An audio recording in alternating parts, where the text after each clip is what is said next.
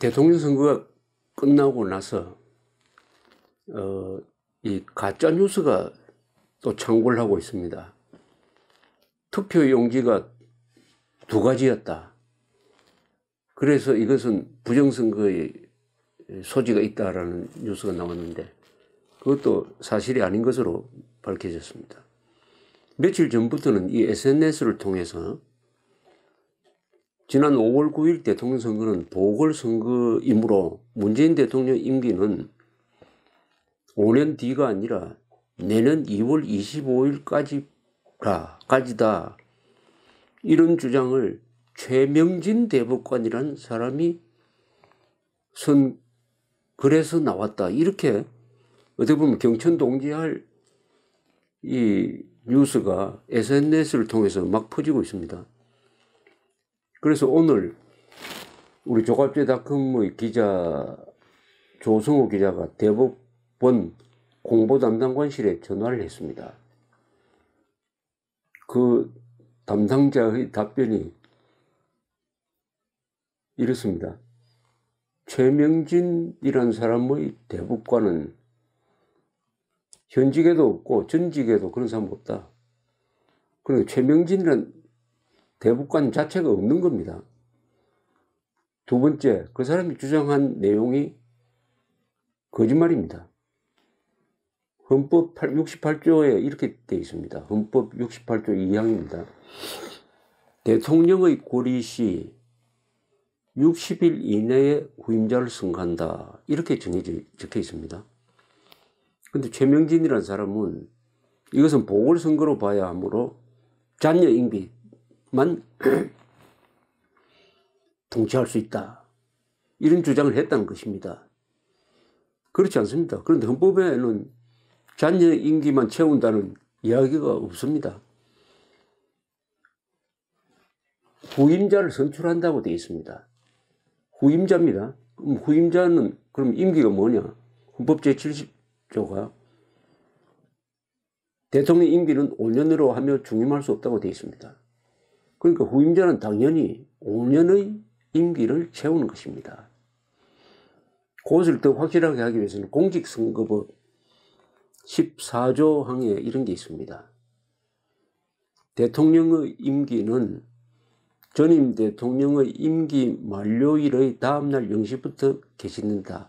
다만 전임자의 임기가 만료된 후에 실시하는 선거와 고리로 인한 선거, 이분은 고리입니다. 고리로 인한 선거에 의한 대통령의 임기는 당선이 결정된 때부터 개시된다. 즉 당선이 결정된 5월 10일부터 문재인 대통령의 임기가 5년 임기가 시작된다. 이런 내용이 공직선거법 14조에 딱 적혀 있습니다. 그러니까 이 황당한 가짜 뉴스를 만든 사람은 이 거짓말을 2개를 했습니다. 최명진이라는 정체불명의 사람을 대법관이라고 했고, 그러니까 이걸 읽은 사람들이 믿고 싶었겠죠. 그 내용을 또 조작을 해가지고 이번 선거는 보궐선거다. 그러니까 잔여 임기만 채운다. 이렇게 또 거짓말을 했습니다. 이런 거짓말을 어느 쪽에서 만들어내는지는 모르겠지만 혹시 이번 선거 결과가 평소에 자기가 기대했던 것과 너무나 다르게 나오니까 그 실망감을 채우기 위해서 이런 가짜뉴스를 만들고 또 가짜뉴스를 만들지 않더라도 그것을 쉽게 받아들이는 이런 심리 구조가 있는 게 아니냐 이렇게 생각이 듭니다. 그래서 제가 여러분 이 조갑 TV를 통해서 선거 기간 중에 이야기를 했습니다.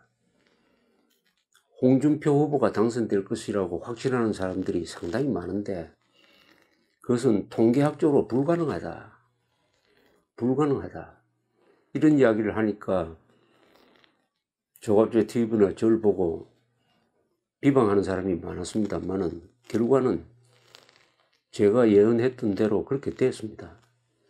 왜 제가 그 이야기를 욕을 먹을 걸 각오하고 했느냐? 준비를 해야죠. 지는 것을 예견하고 마음으로 준비를 해야 그 충격을 흡수할 수 있는 것입니다. 틀림없이 이긴다. 2, 3% 차이로 홍준표 후보가 이긴다. 라고 확신했던 사람은 41% 대 24%로 졌을 때 얼마나 큰 충격이었겠습니까? 그러면은 자신이 잘못 오판했다고는 생각하지 않고 이것은 부정선거가 있을 거야 등등 해가지고 남 탓을 하게 됩니다. 그렇게 되면 이런 가짜 뉴스를 만들고 싶고 또 여기에 넘어가게 되는 것입니다. 그렇게 되면 보수 세력은 점점 더 일반 국민으로부터 이상한 존재로 몰리고 과학도 믿지 않고 여론조사도 무조건 부정하는 사람으로 몰림으로써 더욱더 소수화되는 것입니다. 보수 세력은 아픈 사실이라도 받아들여야 됩니다. 싫다고 해서 사실을 배척하면은 보수 세력은 모든 것을 잃습니다. 보수의 가치는 진실 위에 정의를 세우는 겁니다. 정의 위에 진실을 세우는 게 아닙니다. 진실을 먼저 확정하고 그 위에 정의를 세워야 그 정의가 참다운 정의가 되어가지고 자유를 지킬 수 있는 것입니다. 사실을 포기한 보수는 모든 것을 잃습니다. 감사합니다.